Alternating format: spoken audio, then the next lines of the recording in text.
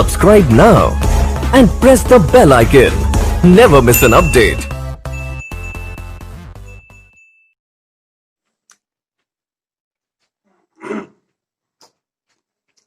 Good morning everyone. आज दिनांक 24 अगस्त 2020 कक्षा 12 रसायन विज्ञान में हमारा पाठ चल रहा है। आज जो नया चैप्टर स्टार्ट हुआ है वो क्या है? विलयन। आज से हम एक नया चैप्टर पढ़ेंगे। वो चैप्टर क्या है? विलयन। तो विलयन शुरुआत करने से पहले हमको दो चीज जाननी है। दो क्या ये चीज है? जैसे मिश्रण। मिश्रण क्या होता है? देखिए, मिश्रण शब्द से ही इस पर अर्थ स्पष्ट हो रहा है। मिश्रण मतलब किसी चीज को मिला करके बनाया हुआ। तो मिश्रण क्या होता है? दो या दो से अधिक पदार्थों को मिलाने पर जो नया पदार्थ बनता है वो क्या कहलाता है? मिश्रण। तो मिश्रण आप समझ गए। दो या दो से अधिक पदार्थों को मिलाने पर जो नए पदार्थ का निर्माण होता है, जो नया पदार्थ जो बनता है वो क्या कहलाता है? मिश्रण कहलाता है। जैसे हम कहें आप नमक को जल में मिला दीजिए और नमक और जल आपस में मिल जाए, उसके बाद जो बनेगा तो क्या कहलाएगा? मिश्रण। नमक और बालू को मिला दीजिए और मिलने के बाद जो नया पदार्थ बनेगा वो क्या कहलाएगा? मिश्रण। तो ये हो गया मिश्रण। नमक और पानी मिला दीजिए, नमक बालू मिला दीजिए, बालू जल मिला दीजिए, इन सबको मिलाने पर जो नया पदार्थ निर्माण होगा वह क्या कहलाता है? मिश्रण। अब देखिए, मिश्रण दो प्रकार का होता है। मिश्रण दो प्रकार का होता है। एक होता है समांगी मिश्रण, समांगी मिश्रण, और दूसरा होता है विषमांगी मिश्रण।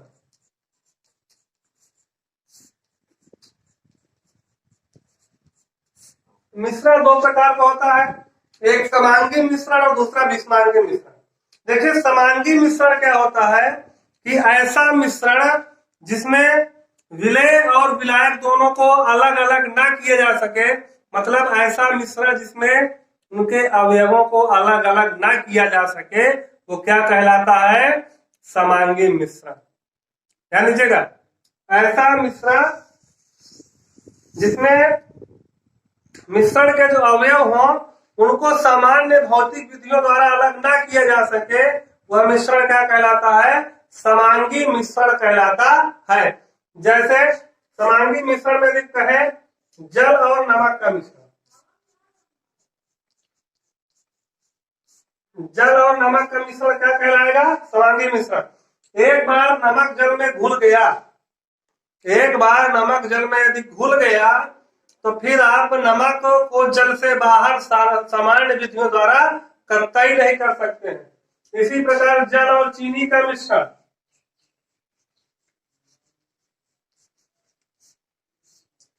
तो ये दोनों मिश्रण किसके उदाहरण है? समांगी मिश्रण के।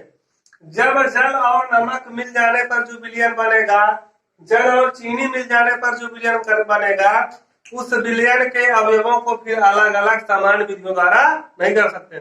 एक बार जल और नमक यदि मिल गया तो फिर आप उन्हें आसानी से अलग नहीं कर पाएंगे। तो ऐसा मिश्रण जिसमें उनके अवयवों को आसानी से अलग ना किया जा सके, वह मिश्रण क्या कहलाता है? समांगी मिश्रण। और समांगी मिश्रण ही क्या कहलाता है? विलयन। दो या दो से अधिक पदार्थों का जो समांगी मिश्रण होता है वह क्या कहलाता है? विलयन। और विलयन में क्या होता है कि उसके जो अवयव होते हैं उनको अलग अलग नहीं किया सका। जैसे हम कहें जल और चीनी मिलकर के शरबत का निर्माण होता है। बहुत ही आसान लैंग्वेज में समझिए, एकदम अपनी लैंग्वेज में। जल और चीनी मिलकर के क्या बनाते हैं? शरबत। ठीक है, तो ध्यान देना इसमें, जब शरबत बन जाता है तो क्या आप छन्ने द्वारा चीनी और जल को अलग कर सकते हैं क्या? बिल्कुल नहीं कर सकते। एक बार यदि मिश्रण बन गया, यदि एक बार मिश्रण कंप्लीट हो गया, विलयन है, यदि वह मिश्रण समांगी मिश्रण है तो फिर उसके अवयवों को अलग अलग नहीं कर सकते। एक बार यदि शरबत बन गया तो फिर हम जल को अलग और चीनी को अलग सामान्य विधियों द्वारा नहीं कर सकते हैं, कतई नहीं कर पाएंगे। तो हम कहने का मतलब है कि दो या दो से अधिक पदार्थों का जो समांगी मिश्रण होता है यही क्या कहलाता है, विलयन कहलाता है। विषमांगीय मिश्रण की बात करें तो जैसे अभी हम कहें जल और रेत का मिश्रण, जल और रेत का मिश्रण कैसा मिश्रण है, विषमांगीय मिश्रण है। और रेत और मिट्टी का मिश्रण,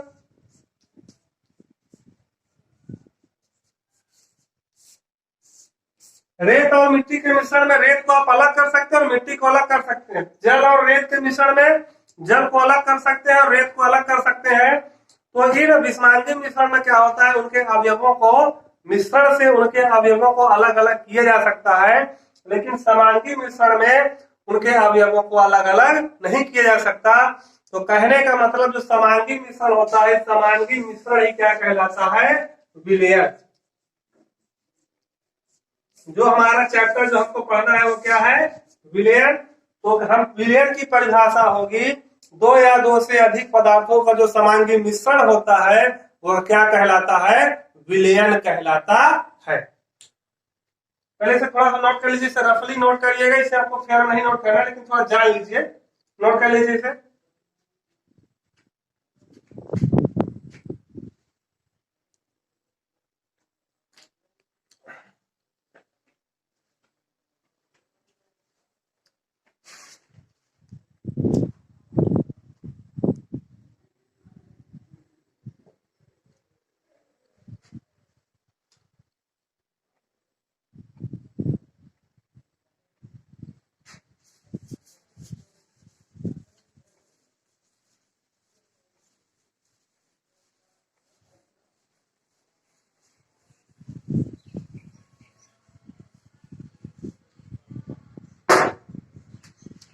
देखिए डाल दीजिए विलयन,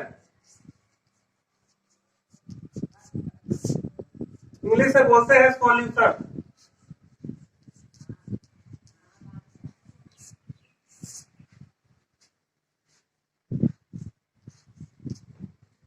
सॉल्यूशन या विलयन, तो हम उसकी परिभाषा पढ़ चुके हैं। अभी क्या पढ़ते हैं, दो या दो से अधिक पदार्थों का जो समांगीय मिश्रण होता है वो क्या कहलाता है, विलयन कहलाता है। दो या दो से अधिक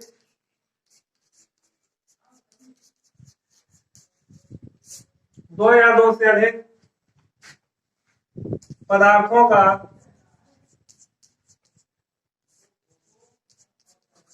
समांगीय मिश्रण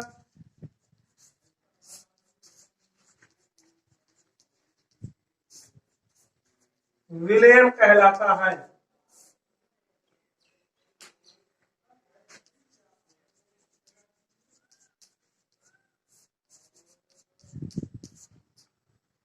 ध्यान दीजिए, दो या दो से अधिक पदार्थों का जो समांगीय मिश्रण होता है वो क्या कहलाता है, विलयन कहलाता है।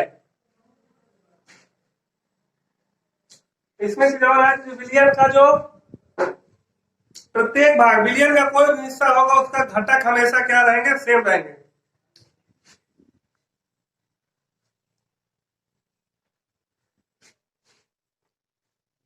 विलयन के प्रत्येक भाग का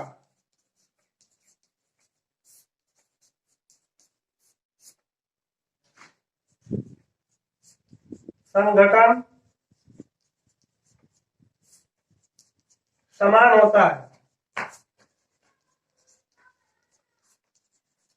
विलयन का जो प्रत्येक भाग होता है उस प्रत्येक भाग का जो संघटन होता है वो क्या होता है, सेम होता है।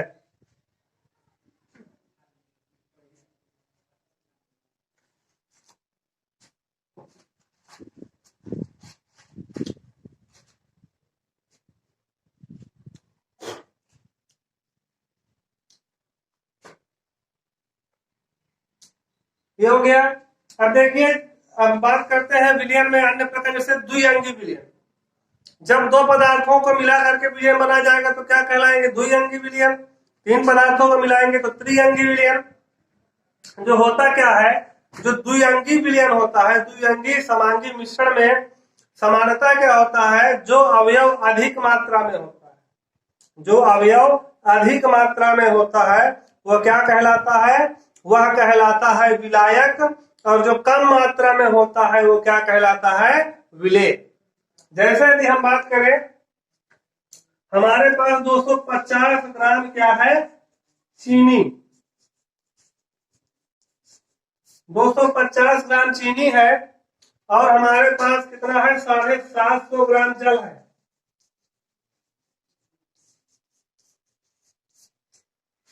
दो सौ 50 ग्राम चीनी और 750 ग्राम जल है।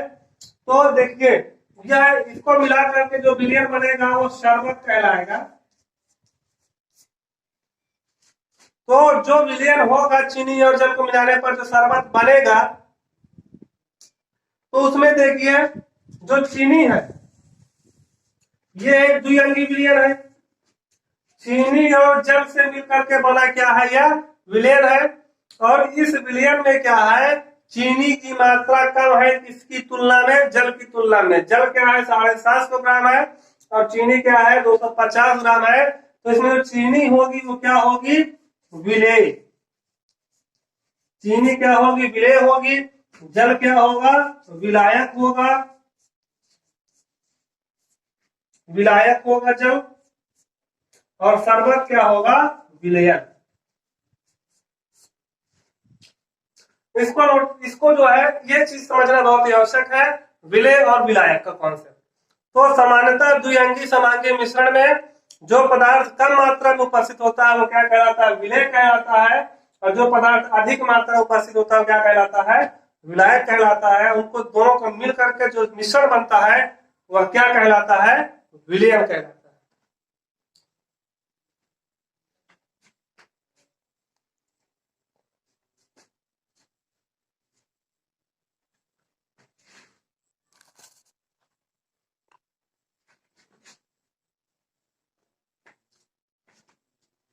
आज की वीडियो में फिलहाल इतना ही। फिर मिलेंगे अगले वीडियो में और इसके आगे का हम अगली कक्षाओं में पढ़ेंगे। Good bye.